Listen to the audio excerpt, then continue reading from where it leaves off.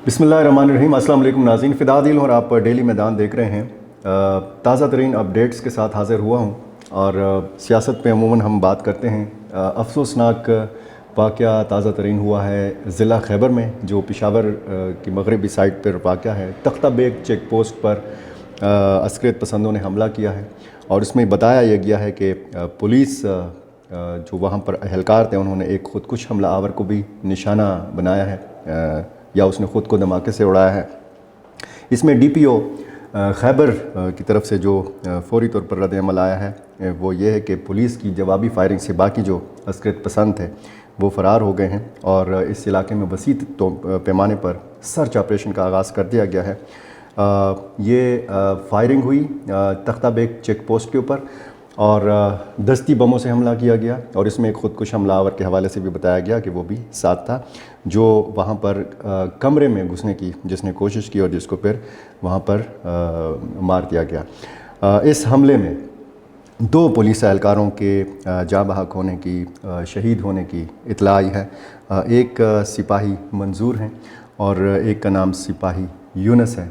इन्होंने जाम शहादत नोश किया है और एक कुक है वहाँ पर मुफर्रिक नाम है जिनका, वो शदीद ज़ख्मी हैं और हयाताबाद मेडिकल कम्प्लेक्स में इन 3 अफराद को जब पहुँचाया गया तो इनमें से 2 शहीद हो चुके थे और एक जो है वो शदीद ज़ख्मी है। और जिस वक्त हम बात कर रहे थे तो ऑपरेशन थिएटर में इस शदीद ज़ख्मी जो कुक हैं, मुफर्रिक जिसका नाम बताया गया है, उसका इलाज जारी है। ऑपरेशन थिएटर में उनका ऑपरेशन जारी, हालत जो है वो नाजुक बताई गई है। सूरत हाल ये है कि जब ये हमला हुआ तो इससे कुछ ही देर कबल या तकरीबन इसी वक्त पे ये ख़बर आई कि लकी मरवत के इलाके एहसानपुर में भी एक हमला किया गया अस्करियत पसंदों की जानिब से। पुलिस की एक गाड़ी को निशाना बनाया गया।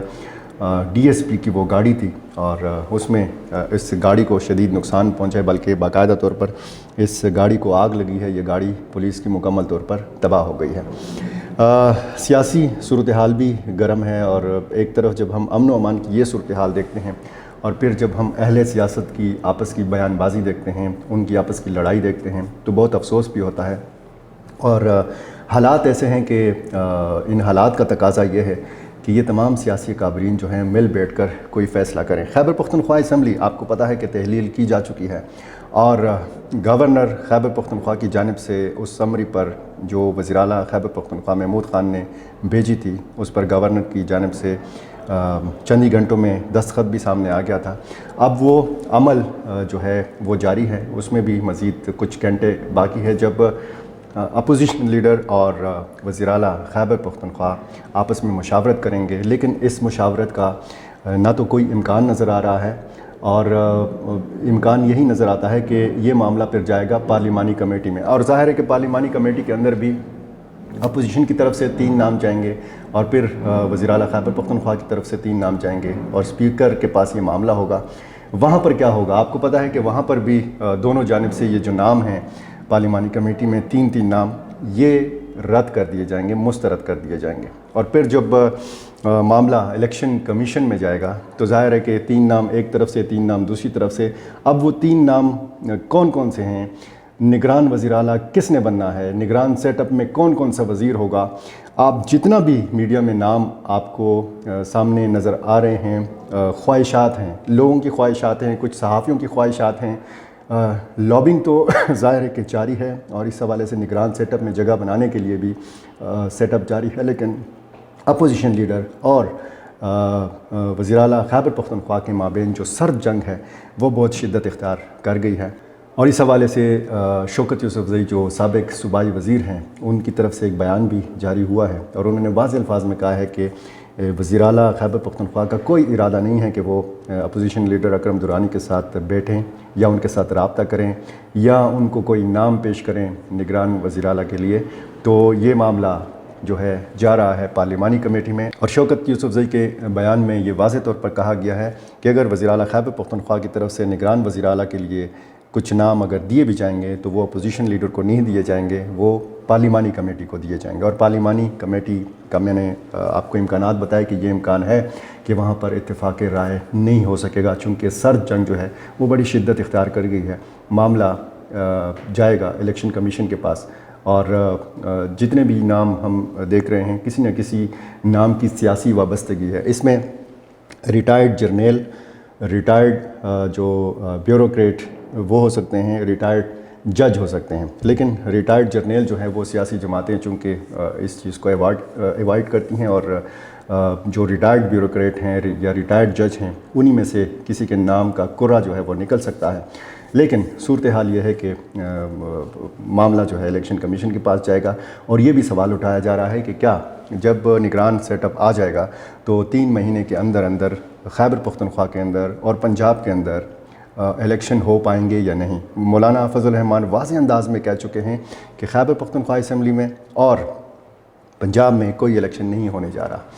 معاملہ لگ یہی رہا ہے، اور پاکستان کے سینئر جو صحافی ہیں ان کی اطلاعات بھی یہی ہیں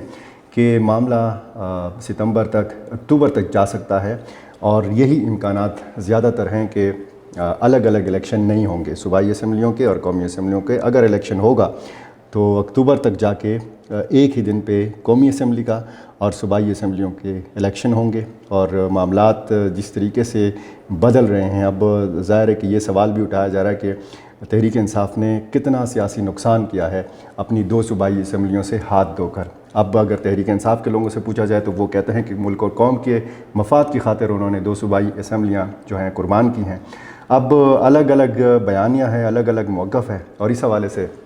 دیکھنا اب یہ ہے کہ تحریک انصاف آنے والے دنوں میں جب نگران سیٹ اپ بن جائے گا، جب الیکشن کی باتیں ہونے لگیں گی، اب تو اس سٹیج کے اوپر ہم یہ دیکھ رہے ہیں کہ خیبر پختونخوا حکومت کی اور پنجاب حکومت کی جو کارکردگی رہی ہے پچھلے 4-4.5 سالوں میں، اس کا تجزیہ کیا جا رہا ہے۔ ناقدین تنقید بھی کر رہے ہیں، کچھ لوگ تعریف بھی کر رہے ہیں، اور ظاہر ہے کہ یہ سوال تو اب کیا جائے گا کہ جی پچھلے 4-4.5 سال میں خیبر پختونخوا میں کیا ہوا، پنجاب کے اندر کیا ہوا، اور پھر یہ بھی ایک سوال اٹھے گا، اور آئندہ چند دنوں میں آپ دیکھیں گے کہ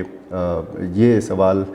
زیادہ پوچھا جائے گا کہ جی آنے والی حکومت، اگر الیکشن ہوتے ہیں تو آنے والی حکومت کس کی ہوگی، وفاق میں کس کی ہوگی، اور خیبر پختونخوا کے اندر کس کی ہوگی۔ اس میں پھر ہم آپ کو اعداد و شمار کی بنیاد پر، کچھ حقائق کی بنیاد پر آپ کو بتائیں گے کہ کس کس سیاسی جماعت کے امکانات ہو سکتے ہیں، لیکن چونکہ اس پروگرام میں ہم صرف تازہ ترین صورتحال کے حوالے سے بات کر رہے ہیں، جو امن و امان کی صورتحال رہی۔ لکی مروت میں آج افسوسناک ایک جو واقعہ ہوا، وہاں پر ایک نوجوان کا سر قلم کیا گیا، اس پر امریکی جاسوسی کا الزام تھا، اور ٹی ٹی پی نے وہ واقعہ بھی، اس کی ذمہ داری بھی قبول کی ہے۔ ٹی ٹی پی نے لکی مروت میں جو ڈی ایس پی کی گاڑی پر حملہ ہوا اس کی ذمہ داری بھی قبول کی ہے، اور اب سے تھوڑی دیر پہلے جو تختہ بیگ ضلع خیبر میں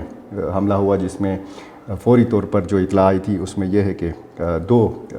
پولیس اہلکاروں نے جام شہادت نوش کیا ہے، ایک خودکش حملہ آور نے اس میں خود کو اڑایا ہے یا اس کو مارا گیا ہے۔ یہ اطلاع بھی ابھی آنا باقی ہے، تصدیق جب ہوگی کہ اس کو مارا گیا ہے یا اس نے خود کو دھماکے سے اڑایا، اور ایک کک جو ہے اس میں شدید زخمی ہوا ہے۔ تو یہ امن و امان کی ساری صورتحال جو ہے یہ بھی کچھ اشارے ایسے دے رہی ہے کہ الیکشن کے معاملات جو ہیں وہ ڈیلے ہو سکتے ہیں۔ یہ بہت بڑا جواز ہے امن و امان کی صورتحال اور سیلاب سے متاثرہ علاقے۔ اور پھر مردم شماری کے حوالے سے بھی کہا گیا کہ جی مردم شماری اگر مکمل ہوگی تو اس کے بعد الیکشن ہوں گے، لیکن الیکشن کمیشن کے ذرائع یہ بتاتے ہیں کہ چونکہ آئین میں یہ پابندی ہے کہ 3 مہینے کے اندر اندر آپ نے الیکشن کرنا ہے۔ اب الیکشن کمیشن اس حوالے سے کیا کردار ادا کرتا ہے، جو